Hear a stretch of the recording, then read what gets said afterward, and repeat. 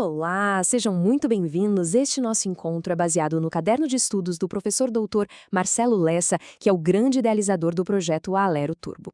E hoje a gente vai mergulhar de cabeça no caderno 2 para desvendar um dos temas mais quentes da FGV, os modos de organização de discurso. Vamos decifrar isso juntos. Bom, vamos direto ao ponto, né? A FGV, a gente sabe, tem uma fixação para esse assunto. Mas olha, o segredo não é ficar decorando regrinha. O negócio é aprender a pensar como a banca pensa. E é exatamente isso que a gente vai fazer agora. Aprender as estratégias para identificar o que é narração, descrição e injunção e, o mais importante, sem cair nas pegadinhas clássicas. O nosso objetivo aqui é bem claro, tá? É transformar todo mundo que está acompanhando um verdadeiro detetive de texto. A gente vai aprender a farejar as pistas, sabe? Aquelas marcas linguísticas que entregam qual é o tipo do texto. Porque é raro a FGV dar um texto puro. O que ela quer mesmo é testar se a gente consegue achar o modo que predomina. Então a investigação começa agora. Vamos começar pelo primeiro modo, a narração. Para ficar fácil de entender, pense na narração como se fosse um filme. Tem uma sequência de coisas acontecendo, uma progressão no tempo, sabe? É basicamente a arte de contar uma história. É exatamente como o professor Lessa define. A essência da narração é essa passagem do tempo. Se os fatos estão se movendo numa linha do tempo, criando aquela sequência com começo, meio e fim, pronto, estamos diante de uma narração, não tem erro. Agora, uma dica de ouro do professor Lessa, que está aqui no slide, o mnemônico PENTE. Olha, isso aqui é simplesmente genial para nunca mais esquecer os 5 pilares de uma narrativa. Personagens, enredo, narrador, tempo e espaço. Se faltar umzinho desses, a história não fica de pé. É sério, guarda isso. E aqui tá o pulo do gato para a prova. A pista definitiva, a impressão digital da narração, é essa aqui. Verbos de ação no pretérito perfeito. Eles são o motor da história. Pensa só na sequência.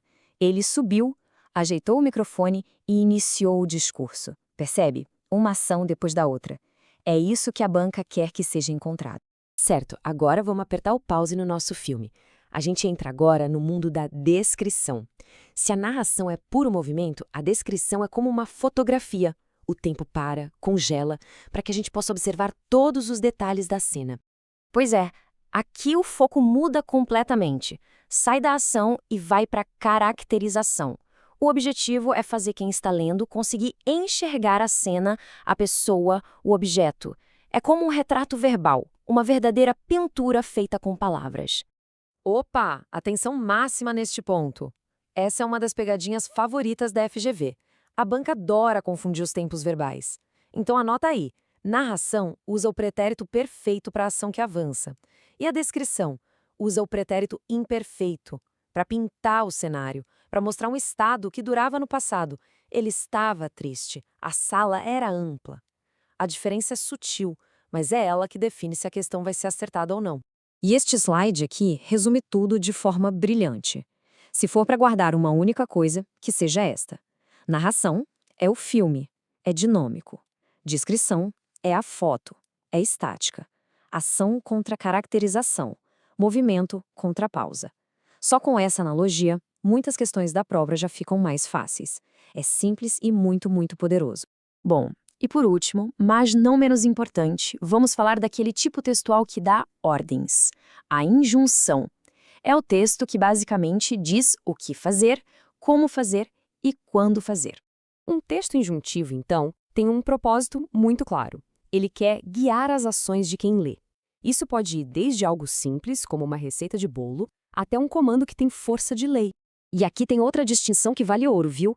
Nem toda injunção é igual, e a FGV pode muito bem cobrar essa diferença. O texto instrucional, ele só aconselha, como manual de instruções. Agora, o prescritivo, a esse obriga. Pensa na força que tem uma lei ou o edital de um concurso. Um sugere, o outro impõe. É fundamental não confundir os dois. O sinal mais claro, mais luminoso de um texto injuntivo é o verbo no imperativo. É uma ordem direta, na lata. Faça isso, leia aquilo. Quando o texto se dirige diretamente a quem está lendo para dar uma instrução, pode apostar, é quase certeza que se trata de uma injunção. Tudo bem, a teoria a gente já viu, mas como é que isso funciona na vida real, na hora da prova? Agora vem a melhor parte. Vamos aplicar todo esse conhecimento para desmontar algumas questões da FGV tiradas direto do material. É aqui que a gente testa se a teoria está mesmo afiada. Olha só que beleza de questão. É um clássico da FGV, misturar os tipos de texto na mesma frase. Eles fazem isso de propósito, para testar se a gente realmente entendeu a diferença e não está só no chute. A resposta fica muito mais fácil quando a gente usa a nossa analogia, né? A parte 1, homem alto de cabelos grisalhos, é a foto do suspeito, é estática, é um retrato. Já a parte 2, correu e entrou, é o filme, é a sequência de ações. Então só pode ser descrição e logo depois narração. Simples assim. Essa aqui é boa. A questão pede para a gente encontrar a prova, a evidência concreta da narração ali no texto. Não basta só achar que é a narração, tem que justificar com base nas marcas da língua. Exatamente. A prova irrefutável da narração está ali, escancarada na sequência de verbos de ação no pretérito perfeito. Subiu, ajeitou, iniciou. É um passo de cada vez, fazendo a história andar. Essa é a assinatura inconfundível da narração. E agora, uma questão que testa a aplicação desses conceitos em documentos bem oficiais. Qual é a função principal de uma constituição ou de um regimento interno, afinal? Perfeito. Leis e regulamentos são os melhores exemplos que existem de textos injuntivos prescritivos. Eles não contam uma história, nem descrevem o cenário. Eles ditam as regras do jogo, impõem condutas. A função deles é ordenar a sociedade.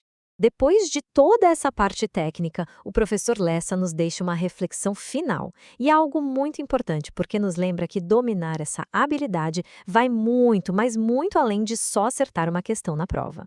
Essa citação, que é bem antiga, mostra o valor que a clareza na comunicação tem desde sempre. A informação precisa ser tão clara, tão direta, que possa ser compreendida num piscar de olhos, sem deixar nenhuma dúvida. E aqui está o grande arremate, a mensagem final. Dominar narração, descrição e injunção não é só um macete para passar no concurso. É uma competência fundamental para a carreira pública. A capacidade de se comunicar com clareza é o que faz a máquina pública andar com eficiência. No fim das contas, a escrita se torna a voz oficial. Vale a pena pensar nisso.